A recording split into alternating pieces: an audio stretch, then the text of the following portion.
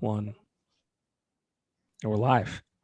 Hanging out with Maine, the medicine, and the infamous DUDS. Guys, what's going on? Hey, Hey, what's going on, man? Not too much, guys. It's great to see your faces. I wish it was in person, but I'll take the Yeah. I'll take the computer version of your face. Yeah. it's good to see you. I think this might be the most I've heard DUDS speak, by the way, in the last 30 seconds. Nervous. DUDS, quick question. Do you still have the fanny pack? You know what? I was waiting on that. I left it in the other room, but I But you got still it. have it. I got it. Okay. All right. That's all that matters. I need a new sticker if you got one though. I have not gotten stickers made for the Popko project, but I'll work on that. Yeah, let me know when you do. Yeah, get rid of that alt natives. That's Yeah. RIP alt natives. What a shame. That still breaks my heart. Yep. It really does. Yeah. That was such a Man. dope show with a good platform for a lot of people. Yeah, I don't want to talk shit on anybody that's still doing, because there are other stations in this in the Northeastern PA market that are still doing local music. I still feel like they're lacking on a lot of artists that I used to play, that they could have learned a thing or two, and they could have listened and realized that those were great bands, and they could have picked them up and started playing them, but they haven't yet. And it's been, oh man, we're in September. Today is September 7th. This will probably air next week, but yeah, I've been off the air for 9, 10, 11 months now ish. Yeah, 11 months now. And it's just sad. I Mhm. I miss it dearly. I miss, like, that was, like I always said, it was my favorite hour of the work week that I didn't get paid to do. But it birthed the Popko Project, and I hope this platform still is able to give people, or you guys like you, a space to promote your tunes. So, Yeah. but enough about that. We're here to talk about a collaboration, so to speak, by Maine the Medicine and DUDS. The album is due out October 1st, and it's called Blood on My Hands. And I have to say, I did not expect this to come my way. Now, Maine, I love you. You do your thing. And then DUDS, obviously, he does his thing. And the idea of bringing you guys together was not on my radar. So talk a little bit about how that happened, and all that, because it's an interesting dynamic. I enjoy it. But please tell me how this all started. Um. Well, I want to give credit to like JL Studios because, like, for me in hip hop, like, I'm bars. I do story stuff, but like, I love meshing with other. Like, I don't want nobody to ever pigeonhole me into a certain thing. Like, you know what I mean? I want to be able to jump on a record with anybody that wants me to get on the record. You know what I mean? So like when you heard the Mike Jordan record, and I did another record with a guy named J Bones, was Love Hippie Stomp, you know what I mean? So I met Duds, I think it was when the Keys was about to close, and it was like one of the last few weeks of shows. And I don't know, me and him just like started talking. It was like, oh yeah, I go to JL, and he was like, oh yeah, I know them guys too. And I'm like, oh, what's your name? He's like, well, they call me Duds, but my real name is Michael McDonald. So everybody thinks of the singer Michael McDonald. So from there, like we bonded now, and I was like, oh man, I would love to do, some work with you, and like maybe like a year or so passed, and he was putting out one of his projects, and I was listening to the stuff, and I'm like, oh, this is dope. And I just messaged him and was like, yo, would you ever want to do like a project together? And he was like, hell yeah. So I'm like, all right, cool. And then we get to the studio, and he's actually doing beats. So now that's why when people hear the project, they probably looking like, well, where's Duds? You know, we don't hear no guitars or none of that. Duds is doing the production on the album.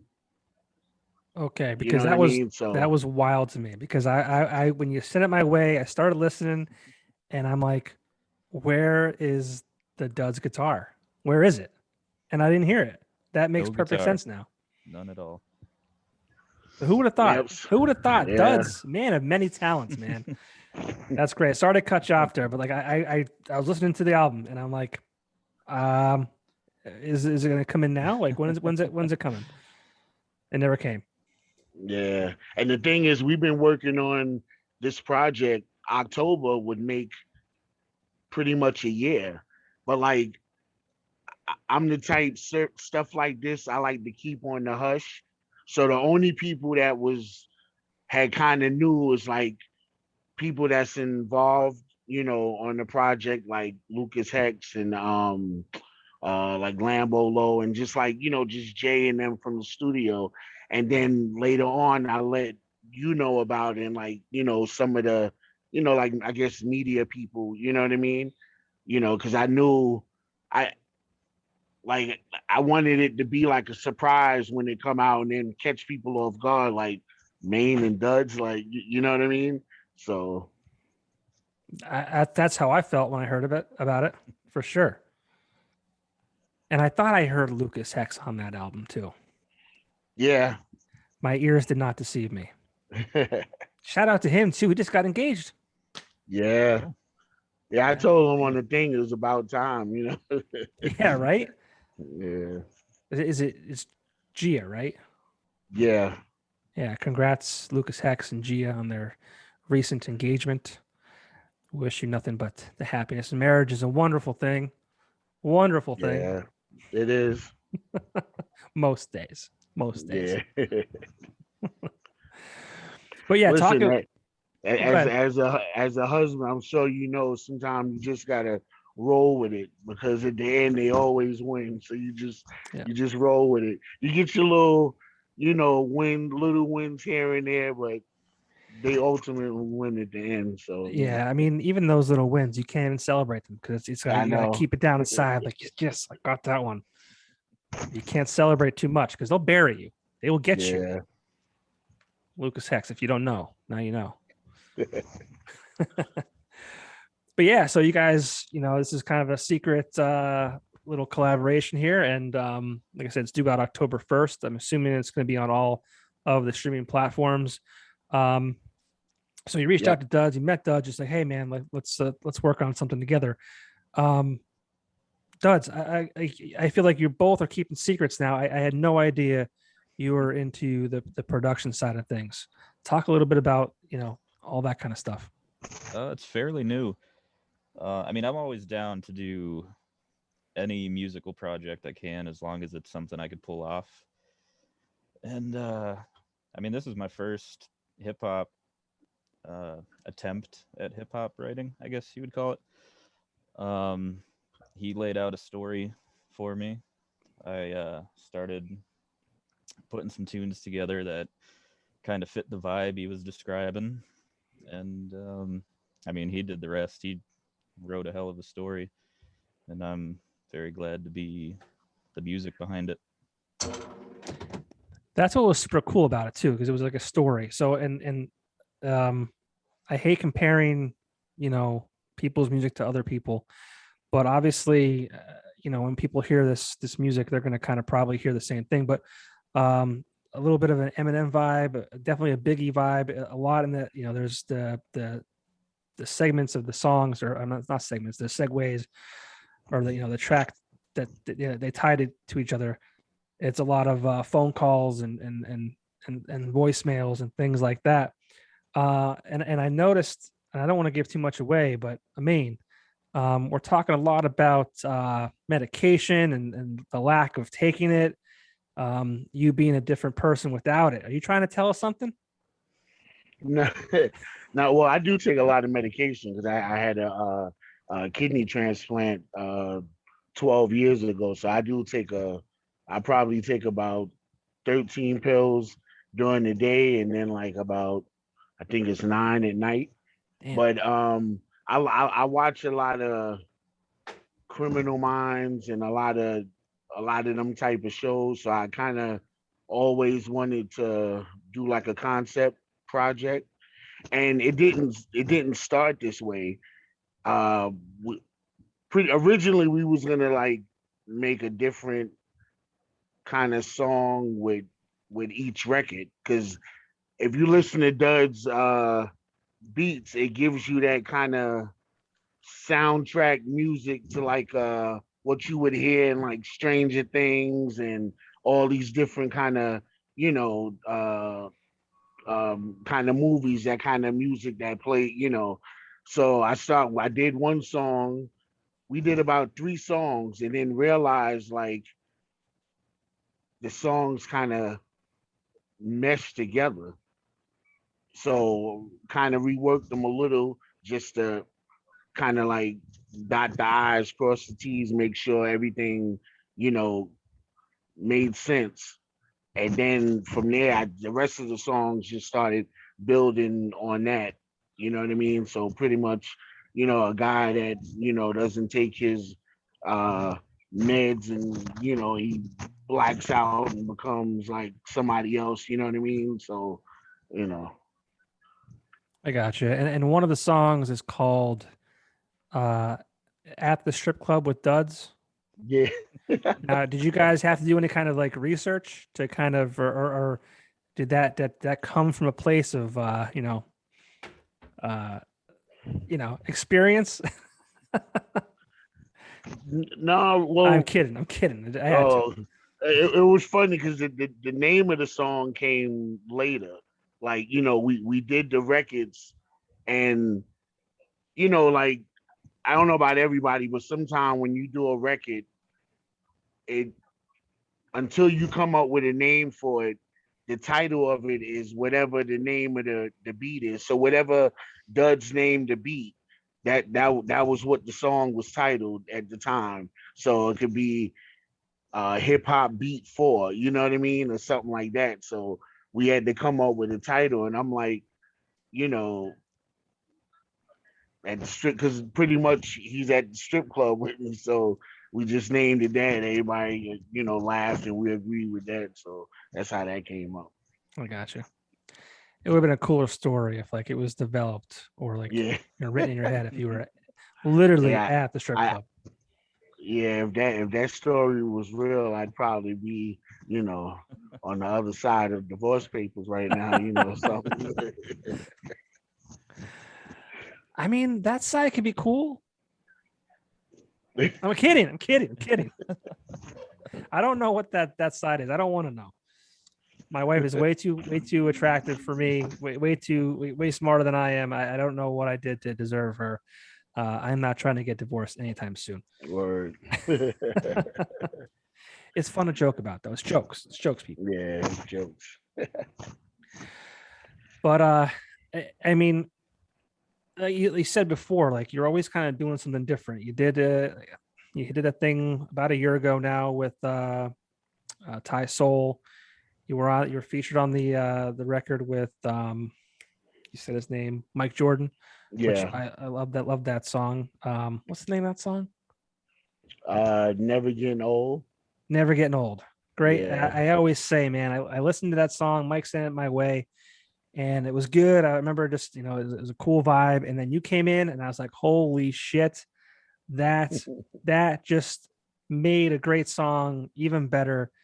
Yeah, I mean, how did you and Mike meet up, or the Mike Jordan? Actually, that was through Joe at the studio, because uh the record was done already. It had, and like when you hear it, it has like sort of like a reggae vibe to it, like with the Mhm. beat, even the way he's singing it. So I guess he mentioned to Joe that it would be dope to get like like a hip hop artist to like put like a verse on it. So Joe thought of me right away. You know what I mean? Because Joe knows I like to be challenged with stuff. So I knew my next session wouldn't come uh by the time he was supposed to like start packaging it up, so I just wrote the verse right there. You know what I mean? And when he sent it to him, he loved it. So that song was done almost 2 years before it came out. You know what I Mhm. mean? So yep. It sounds like a lot of cool things happen at this studio. Joe, it's amazing there. Like you, that's how I met Amanda Rogan. Like she had a session before me, and I was coming in, and she was still there, and I was just sitting down, and he was playing like one of the records she was doing. I was like, oh my god, she's amazing. You know what I mean? And soon as she left, I was like, damn, Joe, I got to get her on the record one day. You know what I mean? And that's how the I'm trying that you was playing. That's how that one came up. That was like maybe one of the last records for my album at the time, and I sent it to her, and she did it, and like we became tight, and then we ended up doing the record with Gus on Gus the Savage, and then the one with me, Ty Soul, and Dan. So Yeah, and then you said that's JL Studios, right? yep, Yeah, and all the fun, yeah. yeah. I was. I mean, Yeah, I was you there. there with me. I was there, man. Yeah, I was. I did a little intro for you guys, which was a lot of fun. Yeah, Yeah, but Amanda, yeah, her voice, she is a talent. Another band. I'll go back to it. Her band is Sweet Nest. Um, I don't think was ever featured on any other local radio station. yeah. Shameful. But I keep going back to that. I apologize. But yeah, I You mean, know, it's it's so many great artists over in bands, like between like you hear this stuff, and some of it you hear, and when you listen, it's almost like you feel like you listening to a record that should be on the radio right now.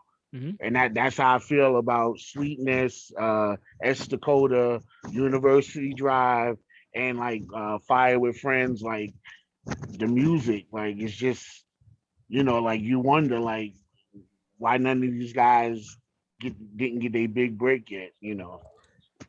Yeah, I mean, it's such a, you know, I don't know the answers to that. I mean, I've always said I would put our local music scene up against anyone else's. There's been countless times where I've been given a song and I was like, wow, I would put this on the radio right now up against, Imagine Dragons that are, a massive band that I like that band when they first started, but I think their current stuff is very cookie cutter bullshit. But I put a lot of the artists around here on the Yeah. radio against them, along with them rather, any day of the week. And it's a really incredible scene, and I feel like too, like it was still on the up, and then COVID hit back in March of Yeah. 2020 and kind of let the air out of the balloon, so to speak. I hate talking about it a lot because I feel like it's all we do is talk about it. You turn on the news, it's on the news, and everywhere you go, it's people are fighting about it on Facebook and social media. I don't like talking about it, but I guess we kind of have to because it's consumed our lives for the past 18 months. How you guys can take this as a separate question, but Maine, how did the whole COVID shutdown and kind of halt on performing music and all that kind of stuff? How did that affect you and your mental state and just your life in general? Well, it affected my life a lot because uh right before my mom's funeral was actually the day before COVID, everything shut down. So literally in New York, on a Saturday for my mom's funeral, and by Sunday everything shut down. I couldn't even go see my aunt. The minute I got to the nursing home to see her, they said we can't let you in. You know, we was told to have emergency shut down, and I never got a chance to see her. And she passed away like a month and a half later, and then just everything, and then like my dad died in June, and I only got to see him once, and that was through a window at the nursing home he was at.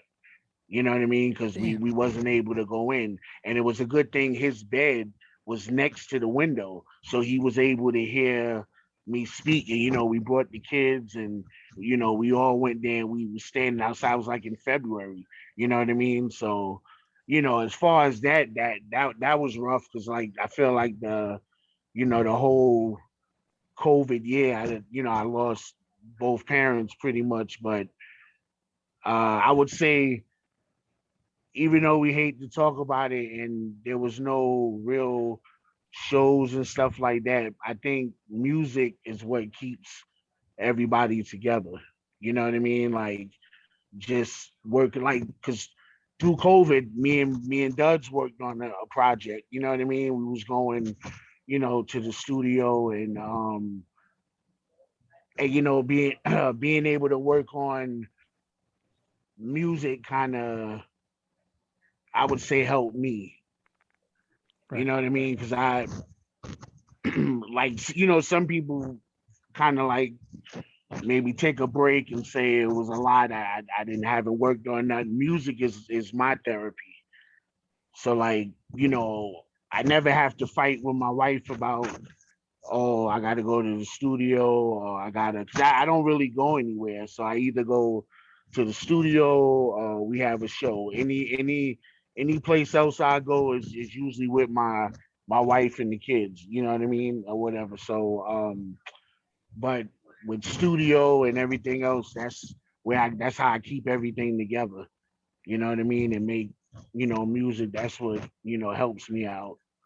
So that's I guess that's how I got through it. So uh like when Joe had shut down because of COVID, you know what I mean? I had helped I started a GoFundMe for him and I didn't even talk to him about it because the type of person Joe is, the studio, he would never agree to it. He would have said, nah, don't do that.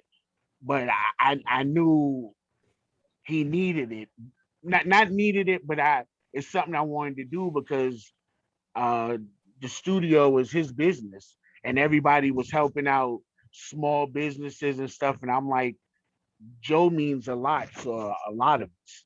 And if he's not around or can't stay afloat, struggling to survive through this, it's a lot of us that is going to end up depressed and everything else because we have nowhere to go. Because I don't go to any other studios, any records people need me to do that don't come to Joe's. I record mine at Joe's and I send it off to them. You know what I mean? So that's why I had started to go fund me just to like help help Joe out with any things that he still needed to do and pay just to try to help out a little bit because to me that was a small business person I had in mind, you know what I mean? Because the studio affects so many lives. There's so many people that go there. He found out anyway. 'Cause somebody saw it and was like, "Hey, some guy started to go," and he was like, "Oh yeah, I know him." That's what I mean. So, but I was glad to do that. I would do it again and again. Because that's like my therapy. That's where I go. And then when Yeah. we there, like also that helps with therapy is Benny's Pizza. You know what I mean? We sit there and we Duds know we go, we order that So all the good. time. That's like our comfort food and our comfortable space. You know what I mean? So Yeah. Shout out Benny's in Peckville. I had their pizza for the first time when I was in the studio with you and Ty Soul and uh, Jay and Joe and uh, damn, that is good pizza. yeah. And my buddy lives in Archbald, so whenever we're hanging out there, I'm like, "Yo, we're getting Benny's." And they had a location down in 44, I believe, like a little Yeah. satellite store. And I don't know if I mean I think that building that they were in is kind of cursed because it's constantly a revolving door. I'm sure COVID had a little bit to do with them, exiting that space. But I kept meaning to get over there, and because it's closer to me than Peckville is. But by the time I was able to get over there, they were gone. So Benny's, if you want to get back down this way, down in Luzerne County, Yeah. find a new spot. Pizza's awesome. But yeah, I mean, it sounds like JL Studios is really a special place, like I said earlier, and just a place for musicians to collaborate. And I don't want to call it a safe space because that's not the word I want to use, because I think that that word has been politicized enough.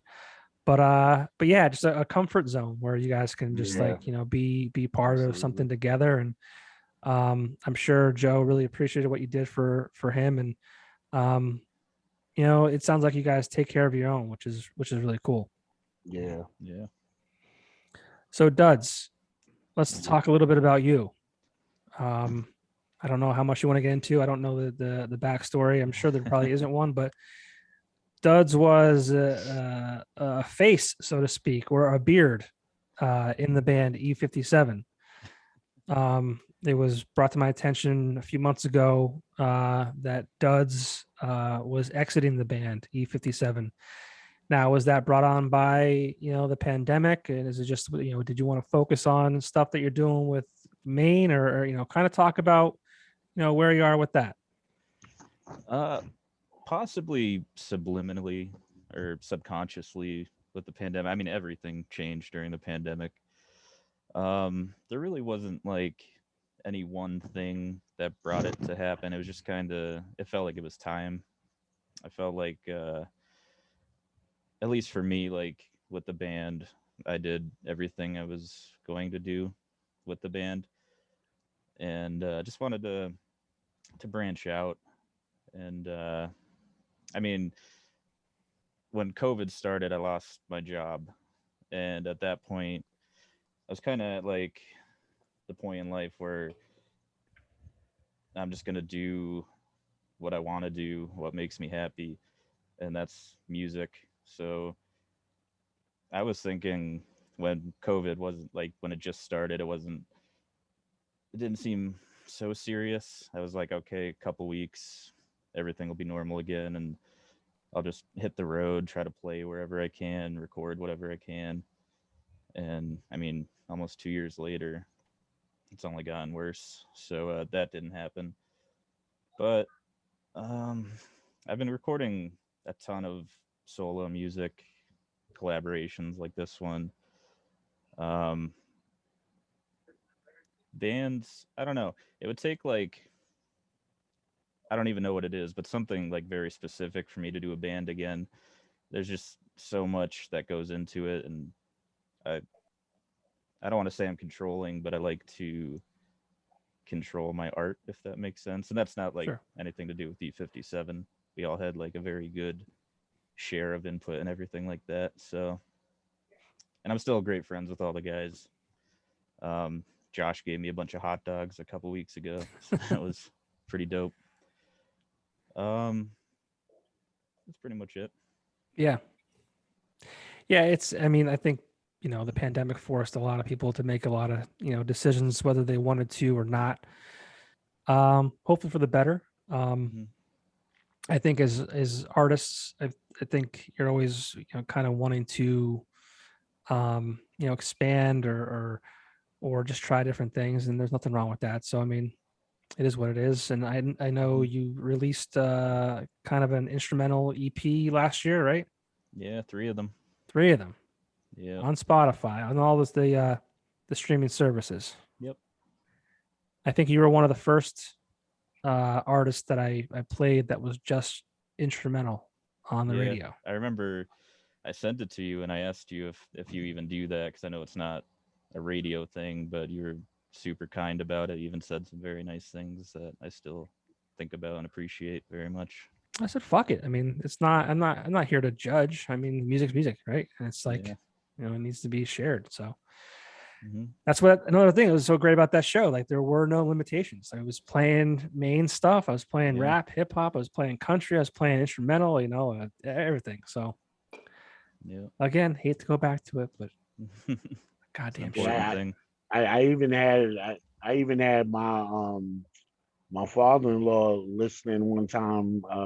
I was like, "Oh, Pop, they about to play my stuff on the radio," and he kind of looked at me like, because I joke with him a lot, and sometimes he don't know when to take me serious, or sometimes he'll just play along with me like I'm joking, and then it started playing, and he was like, "Oh, you were serious?" I was like, "Yeah," So That's funny.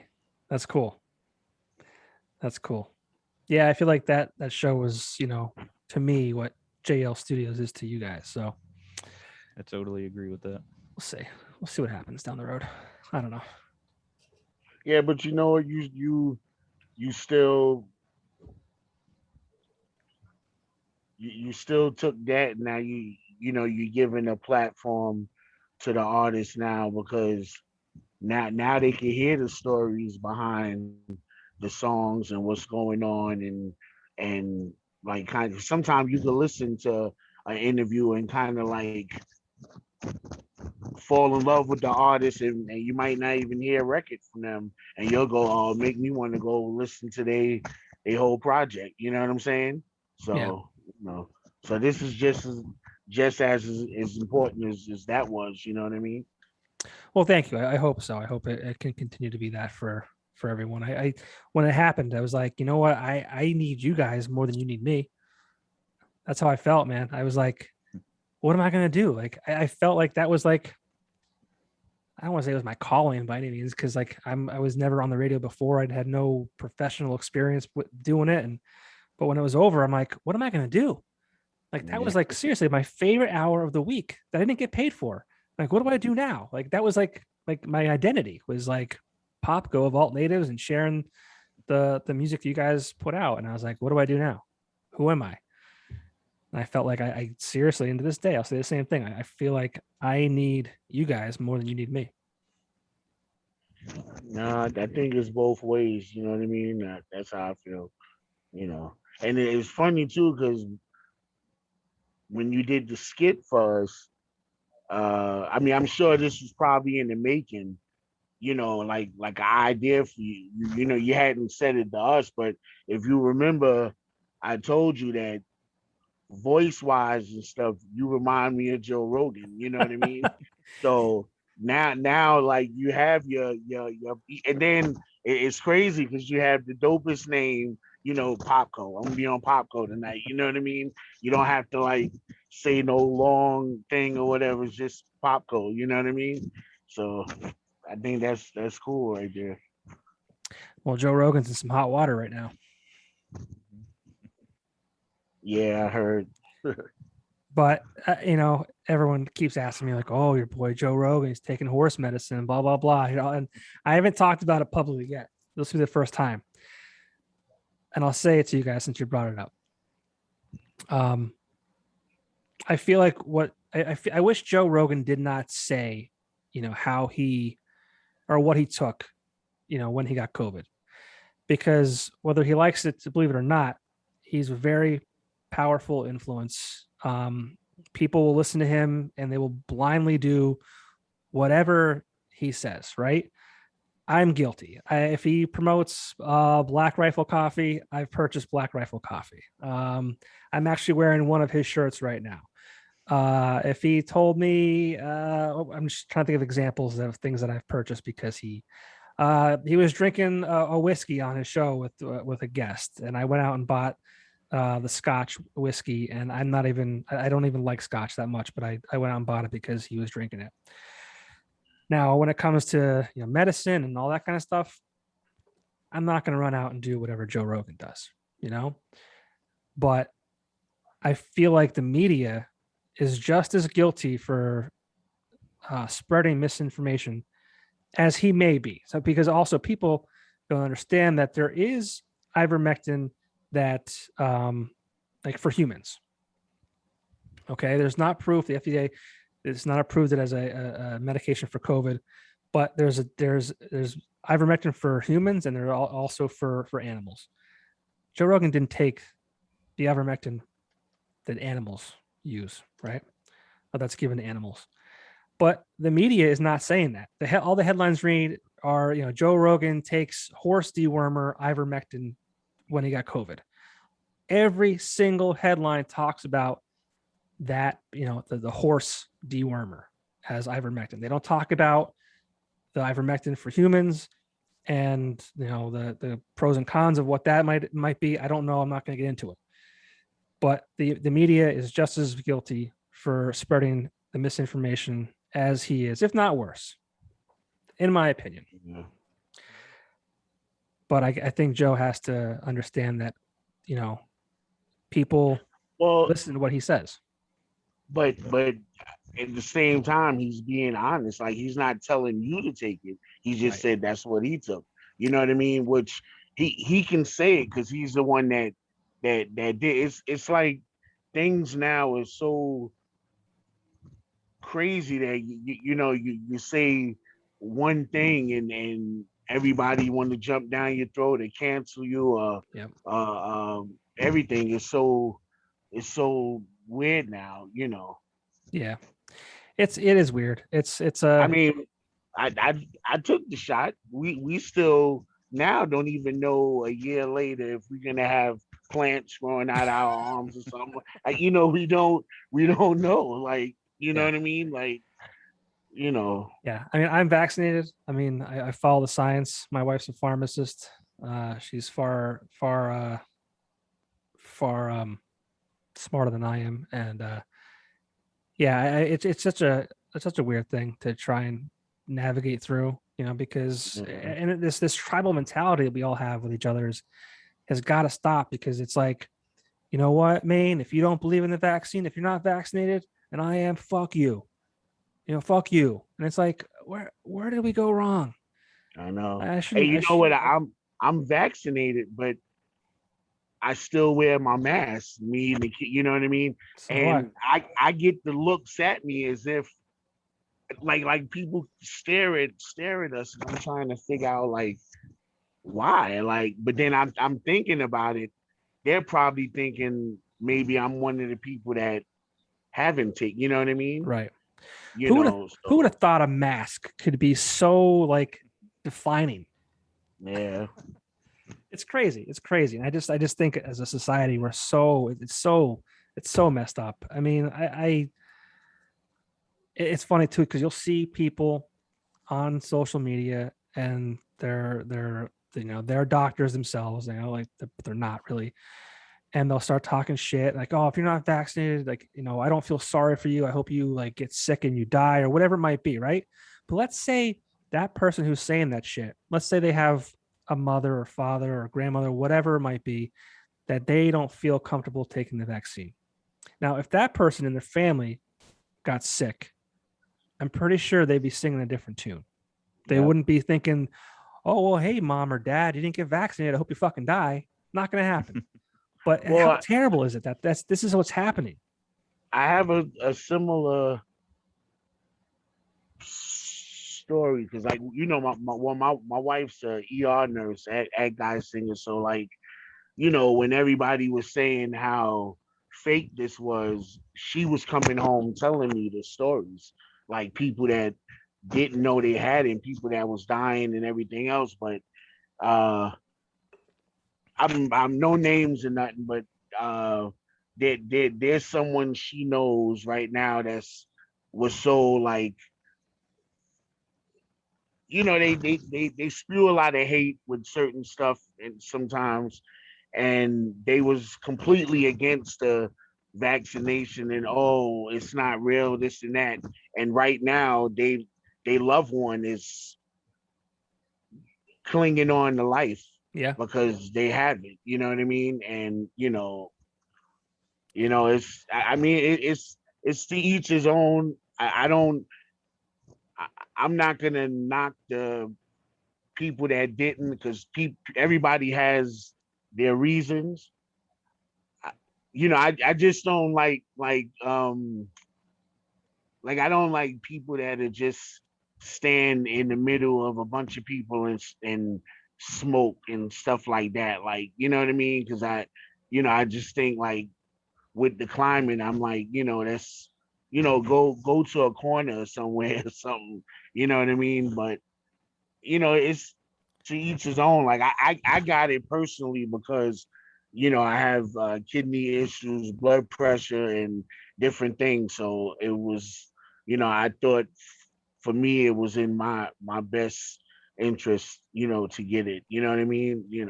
Yep. So Yeah, and another thing they were saying, like if you're healthy people stand a better chance of if they get it, fighting it off and successfully beating it. But they're not talking about getting healthy. They're not talking about that. They're just saying, hey, take this vaccine. Like, yeah, again, I'm vaccinated. Like I follow the science. I don't want to make this a debate, and people will. yeah, I know. So we'll leave it at that. But you know what? You guys are healthy. You're safe. So that's all that matters to me. And we'll see what happens. But that's all I got for you guys tonight.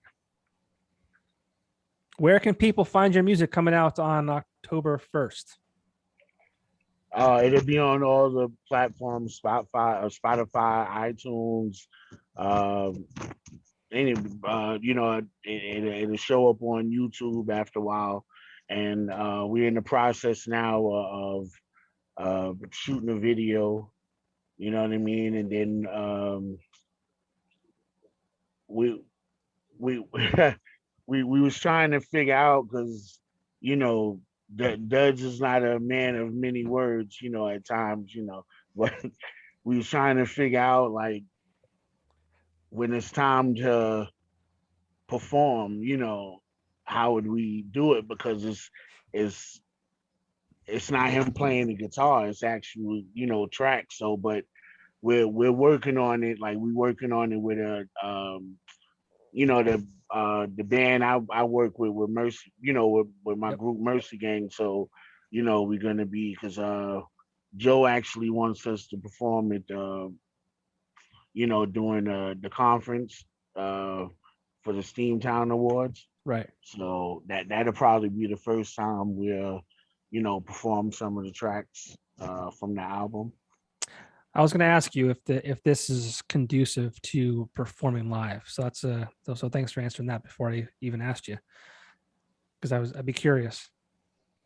Yeah, we had to I mean either way we was gonna, do it. We just wanted to figure out a way, we could do it that both of us would be like, included. Because I told Duz, I said we'd end up like, you know, I don't know if you remember back in the days with, Public Enemy, you had like some of them that just stood there like, Yeah. you know what I mean? So, but You need some of those guys. Yeah, for sure. yeah, Bring them up. we'd figure it out, because it's, but what I want people to take from this project is like, I mean, I'm not going crazy. I don't have mental issues or nothing like that. I like to be creative, and I watch a lot of movies. I always wanted to, do a project like this. So, and then, we add the humor in there along with, some of the gruesomeness, you know what I mean? Mhm. I wanted it to be like you're listening to a movie, Right. and that's what the aim of it was, you know what I mean? So Well, you nailed it. Again, Maine the Medicine and DUDS. Record's called Blood on My Hands, due out October 1st. Check it out on all the streaming services, guys. I am happy to have been able to have some time with you guys tonight. And I always say I hope I'll see you sooner than later. I hope so. yeah, I hope so. Yeah. All right. And we Doug's has projects coming out. I also have other projects coming out, and we're also working on another project that it's in the early stages, but we've started, and it won't be like this one, but in the future we might do a part two. So, but we have another project we working on that's going to be different, but it's going to be pretty big with the ideas we have in mind, for it. Very cool. Well, I'm looking forward to that too, and keep me posted with everything, and anything I can do to help out, I most certainly will. Or Appreciate it.